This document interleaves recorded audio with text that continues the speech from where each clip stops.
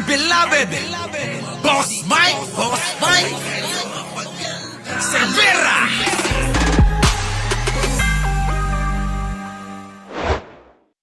Meron sa inyo at ganyan kakagalit. Imagine mo, sabi nga dito, si Man Scarpio nga pinagbintangan pero di ka nakitaan ng ganyang emosyon. Kapatid mo, si Pulong, na pagsabihan na protektor ng smuggler, tingin niya ng iyong emosyon. Bakit si Atty. Zuleika Lopez, di mo maiwan? Ni isang segundo, di mo maiwan. What's in her? Is it because she knows something? Davao days pa kayo close eh. May mga taga Davao dito nagsabi, ganun kayo ka-close. Tapos sasabihin niya, wala siyang alam, lahat na lang wala siyang alam. Pero sa nakikita namin, ngayon, pinapakita mo kung gano'n kayo ka-close, imposible na wala siyang alam sa mga ginastos yung confidential funds. Yan ang sinasabi ko. At yung mga tauhan na nangyayari ngayong hearing, todo tanggi, pinagtatakpan ang kanilang Vice Presidente. Si Dan Fernandez, kita nyo naman, muntik nang mapikon, pero pinagtiisan. Ano sabi niya? Alam naman naming niloloko mo kami at nagsisinungaling ka. Pero anong ginawa ni Dan? Nag-iling-iling na lang. Oo, parang napipigilan, i-contempt. Yung sino? Yung naka-blue. Oo. Si Antonio. Si Tonyo. Putik na yan, oh. Daloy. Oh, paano mo? Buti nga, ito pa lang ang binubusisi. Paano yung mga nauna yung confidential funds na ang lalaki sa Davao? Yan. Eto na mga kababayan. Paano nga naman yung mga confidential fund? Biruin yung mayor. Ilang taon na naging mayor? 460 million a year. 460 million a year. Ulit-ulit yan. Tapos sabi nila, para daw sa mga NPA maubos na. Sarah, ang tagal nyo nagpalit-palit ng iyong ama. Pero bakit nanatili pa rin ang mga NPA sa inyong lugar? Di ba't nakakapagtaka? Sa dami ng pera na confidential fund na nakuha nila, putik na yun, wala namang nangyari. Nandoon pa rin ang mga NPA na sinasabi nila. At ngayon, ang tanong ko, pansinin nyo ngayong panahon ni Pangulong Bongbong, merong NPA pa ba?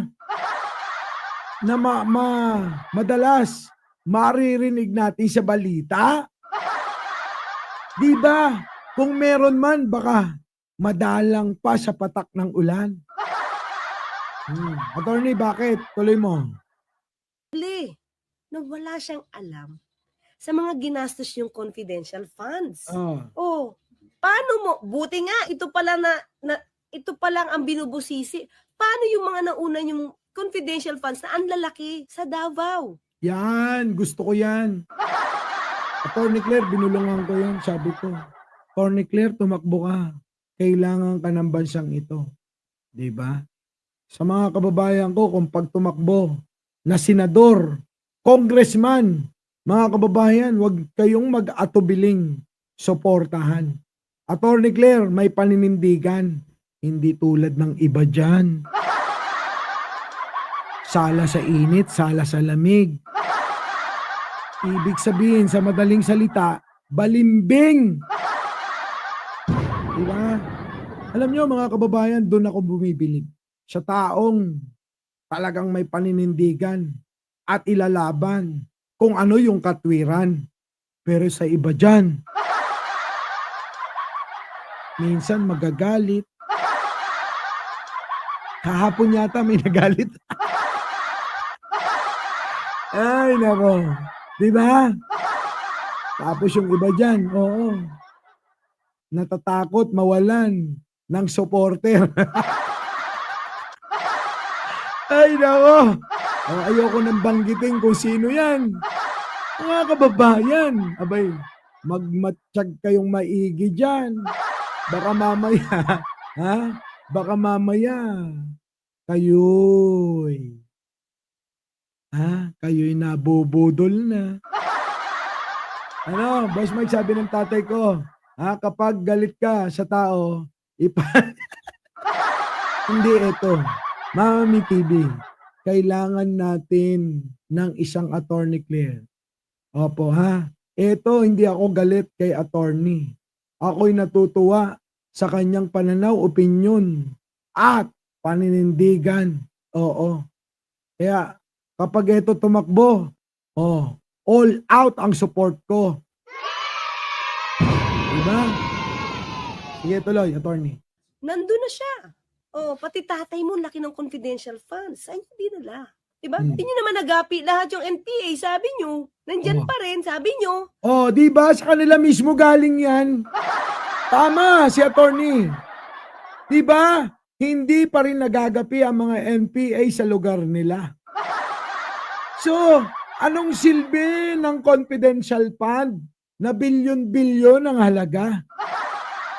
Di sana yung bilyon pinamahagi na lang sa mga kababayan nating nangangailangan. At least, mga kababayan, may pinuntahan. Diba? Mga kababayan, shoutout po sa inyo lahat. Pasensya na, tinitipid ko po yung boses ko para mabuo ko yung aking tinatalakay. Pero mga kababayan, pag umayos-ayos to, shout out kayong lahat dito. So ito na, ayan na. Sabi ni Leah Corpus, hindi ako nagkamali ha. Ito, Manong Mike may press con tatay niya. Now. Diba? Totoo, si Digong nagpa-press con. Siyempre to the rescue. Ano kaya na naman kasinungalingan na sasabihin ni Digunyo?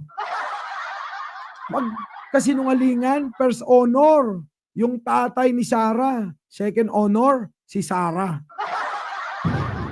Sa kasinungalingan mga kababayan. Pagdating sa kasinungalingan, tandaan nyo first honor, si Digong dyan. Second honor, syempre, bigay na natin kay Sarah yan. Diba?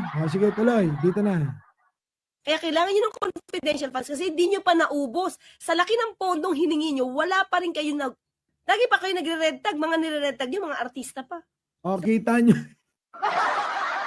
Buti na lang hindi tayo naging vlogger.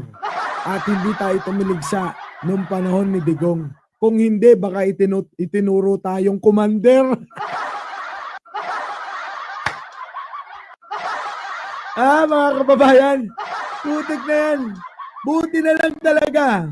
Hindi tayo vlogger, pampolitika noong panahon ni Digong. Malamang ni-red tag tayo. Malamang ituro ako. Isa ako sa commander. Ayop na yan. Get or declare. Asok. Doon ba ginamit yung intelligence funds nyo, confidential funds nyo? Yan ang tanong. Doon ba talaga? Baka naman sa mga ari-arian nila. Di ba mga kababayan? Hindi naman kaila sa inyo, binulgarya.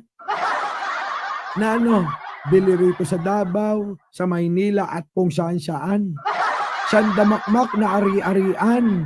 Pinagbibili nila. Saan galing yan? Our beloved Boss Mike, Boss Mike.